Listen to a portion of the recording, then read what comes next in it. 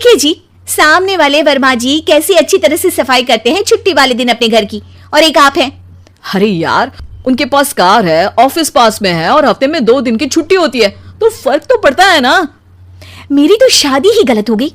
अरे कोई मस्त लड़का मिलता, कमाता भी, घुमाता भी, घर के कामों में भी मदद करता, लेकिन नहीं जी, हमारे वाले को तो कमाने से फुर्सत ही नहीं, और कमाई भी ऐसी कि कोई जरूरत पूरी ही नहीं हो रही है। सुनील बेचारा शीना को देखकर सोचता है कि शीना सही कह रही है, देखने में सुंदर है, घर का सारा काम कर लेती है, उसे तो कोई भी अच्छा लड़का मिल सकता था।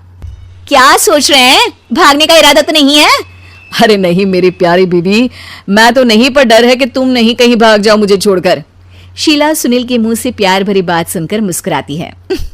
आप भी ना। सुनील एक दिन ऑफिस से घर आता है कि तभी शीना कहती है, सुनिए जी, वो मेरी सहेली आई थी, सारा दिन वो लोग यहीं थे, अब जा रही थी तो मैंने कहा नहीं नहीं, मेरे पति छोड़ आएंगे ना तुम्हें, तो रोक लिया मैंने। सुनील थोड़ी देर कुछ सोचता है, फिर कहता है, ठीक है, मैं कपड़े चेंज करके आता हूँ। अरे तेरे पति को तो लग रहा है कि अच्छा नहीं लगा। अरे नहीं नहीं, ऐसी कोई बात नहीं है, रुको मैं अभी उन्हें घर के कपड़े देकर आती हूँ। शीना अंदर जाती है जहां सुनील पलंग पर लेटा होता है। अरे क्या मजाक है, वो कह रही है कि आपने मुंह बना लिया। सही तो कह रही है, सुबह से अब ऑफिस से लौटा हूँ, एक कप चाय का तो पूछा नहीं, 20 किलोमीटर जाओ और आओ, और फिर कल उसी टाइम पर ऑफिस। अरे यार, मुझे गाड़ी चलानी आती ना तो बोलती भी नहीं आपको, और कौन सा रिक्शा खींच कर जाना है आपको। सुनील अब क्या बोलता। रात देर से आता है और सो जाता है। अगले दिन शरीर दर्द हो रहा है। अरे तो मत जाओ ना ऑफिस, चलते हैं ना मार्केट घूमने, फिर पिक्चर देखेंगे और रात में खाना खाकर घर वापस। सुनील जब सारे दिन की थकान वाला शेड्यूल सुनता है तो वो सीधे सीधे ऑफिस के लिए तैयार हो जाता है। अब आए दिन शीना की डिमांड बढ़ती चली जाती है और सुनील उसको पूरा भी करता, लेकिन एक दिन, ए जी मेरा भाई आ रहा है, उसे 2 लाख रुपए की जरूरत है। हाँ तो मैं क्या करूं शीना, मेरे पास इतने रुपए नहीं है। हाँ हाँ पता है नहीं है, लेकिन किसी से लेकर तो दे सकते हो ना।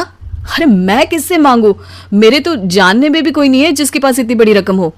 तभी वहां शीना का भाई शीनू आ जाता है। जीजा जी कैसे हैं आप? अब मैं ठीक हूँ शीनू, अचानक इतनी बड़ी रकम की जरूरत कैसे पड़ गई? अरे जीजा जी, वो बिजनेस शुरू किया ना, तो उसके लिए पैसे की जरूरत है, काफी हो चुका है, थोड़ा पैसा बचता है तो मैंने सोचा आपसे ले लूं। अब देखो, मेरे ऑफिस में कुछ लोग हैं जिनकी सेविंग अच्छी है, मैं उन लोगों से बात करके देखता हूँ। सुनील ऑफिस से किसी से पैसे लेकर शीना को दे देता है। शीना वो पैसा भाई को दे देती है। 2 महीने बाद, अरे यार शीना, वो ऑफिस वाला आदमी अपने पैसे मांग रहा है, कैसे दूं? अपने भाई से बोलो ना पैसे दे दे।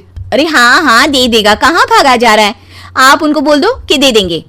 थोड़े दिन बाद, शीना, वो आदमी मुझसे आज भी पैसे मांग रहा था यार, मैं तंग आ गया हूँ, ऑफिस जाते ही सामने उसका चेहरा दिखता है, क्या बोलूं, बार बार पैसे मांगता है। अच्छा मैं शीनू को फोन लगाती हूँ, बात करके देखती हूँ। शीना भाई को फोन करती है, लेकिन वो फोन उठाता ही नहीं। लगता है भाई कहीं ऐसी जगह है जहाँ नेटवर्क की समस्या होगी। सुनील अगले दिन दोपहर को ही घर आ जाता है। उसका चेहरा उतरा और परेशान सा होता है, वो रोने लगता है। अरे क्या हुआ जी, आप इतना परेशान क्यों हैं, सब ठीक तो है ना? अरे नहीं शीना, कुछ ठीक नहीं है, मैं ठीक नहीं हूँ। तुम्हारे भाई के लिए मैंने जो पैसे लिए थे, उस आदमी ने आज भरे ऑफिस में सबके सामने मेरी बेइज्जती कर दी। सबके सामने आज मैं कर्जदार बनकर खड़ा था। मैंने हर वो प्रयास किया घर चलाने के लिए जो मैं कर सकता था, लेकिन अब नहीं होगा। वो फिर रोने लगता है। अरे आप तो औरतों की तरह रो रहे हैं, मर्द हैं आप। क्यों, आदमी के सीने में दिल नहीं होता, या फिर वो इंसान नहीं मशीन होता है? अरे मैं थक चुका हूँ शीना, तुम समझती क्यों नहीं? मैं भी शारीरिक और मानसिक रूप से थकता हूँ, मैं भी आराम करना चाहता हूँ, सुकून चाहता हूँ। मैं अब कुछ नहीं कर सकता। कुछ नहीं। वो बैठ जाता है। शीना पति को हैरान परेशान देखकर चुप हो जाती है। अगले दिन, सुनिए ये लीजिए 2 लाख रुपए, उस आदमी को दे दीजिए और बोल दीजिए कि आज के बाद किसी को पैसे के लिए बेइज्जत ना करे। सुनील पैसे देखकर राहत की सांस लेता है।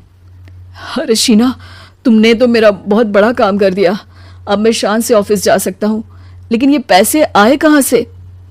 ये पैसे मैंने अपने गहनों को गिरवी रख कर लिया है।